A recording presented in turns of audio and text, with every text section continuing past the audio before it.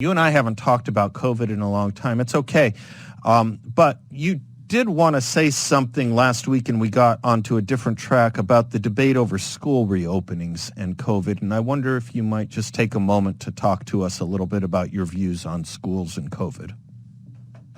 Well, I mean, the science seems so clear. I mean, we can never downplay COVID, right? I mean, people are concerned, legitimately so.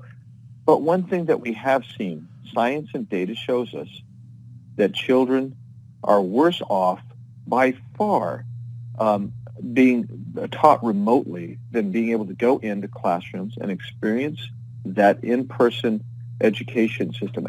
And moreover, kids are not super spreaders, schools are not super spreaders, and we see that around the world, but we also see it in our own country, where Florida basically has said, we're going to allow any child, any student that wants to go to school and go every day of the week in person, we're going to do it. And they've been very successful.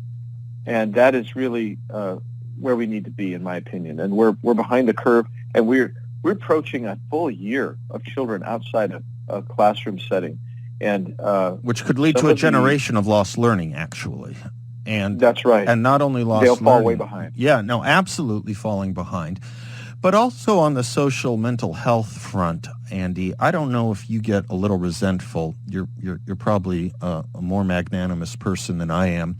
But a year ago, some of us were writing columns, I happen to be one of them, about this notion of public health, that there were going to be substantial mental and social health problems that were going to come from these quote-unquote mitigation efforts. And now you're beginning to see stories here and there, suicide rates up, drug and alcohol abuse rates up. I get press releases from organizations by the day now on these problems.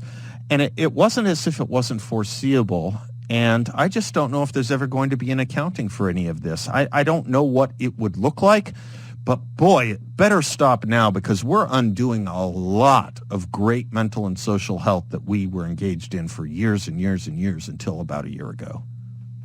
Yeah, and you and I were right about the same time out front on this. Yep. And we were talking about this. Yep. And look, one of the early cues for me was to talk to, as soon as you started going to lockdowns, I talked to local law enforcement officials, and I said, tell me what the domestic violence situation is. It spikes. Yep. What about juvenile crime? It goes up.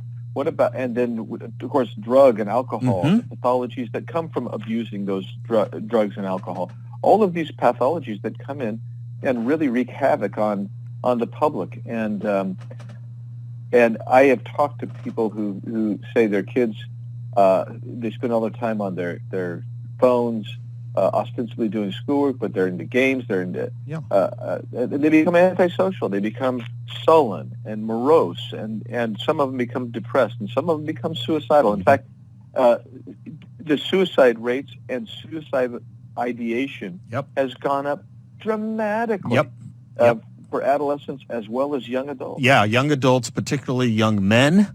I am now seeing a study that just came out saying a quarter of young men have contemplated suicide for the first time over the past year. So it gives me extra worry when I see Jen Psaki today saying, quote, I'm quoting to you, it's still going to be months and months of sacrifice, of work, of suffering, unfortunately, in order to get through the pandemic, close quote. Why do we have to go through suffering for another several months? We've turned a lot of corners on this thing. Why do we have to keep doing it? Joe Biden last week says, I think it would be my preference for schools to reopen. Well, maybe he can do something about that. Maybe his wife, this great educator, where has she been? Where has she been, this person who is such to be the champion of our school students? Silent. Are the unions keeping the quietus on them? Is that what this is? Yeah, I really tell you, I believe the unions, teachers' unions, have a big role to play in keeping the schools closed. Okay.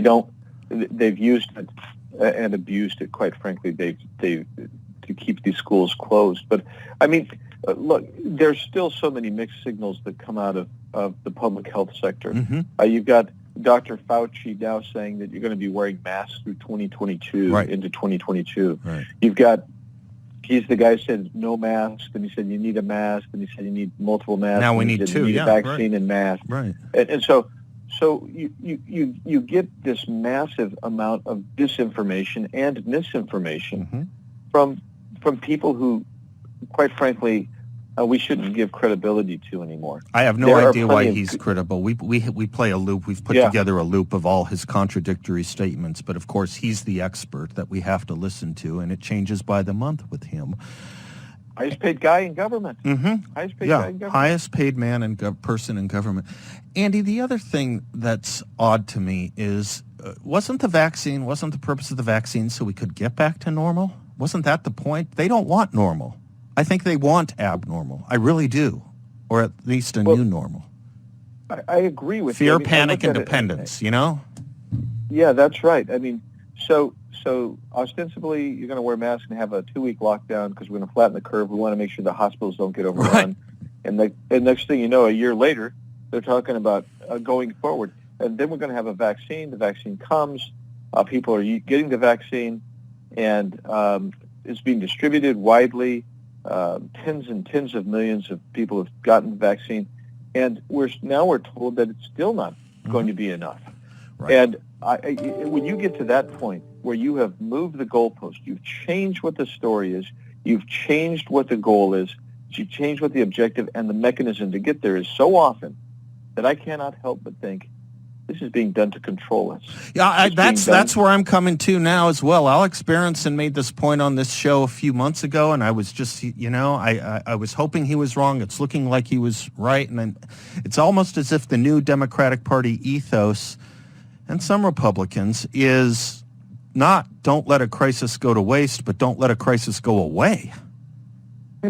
Yeah, well, that's right. If you can elongate the crisis, then you can keep people under control and keep them panicked and in fear, and it allows you to have power. I mean, look at what we're doing. We're going to spend $2 trillion on a bill that largely is going to state bailouts of poorly run states. Right. That's the number one group that's going to get this.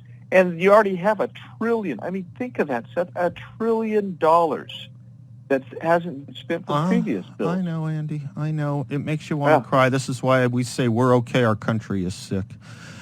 Right. Well, Andy, you always have a voice here. We try and promote sanity, and you're one of the most sane people in public office, and you know how much we love you. So anytime you want on to unload, we're here for you, brother.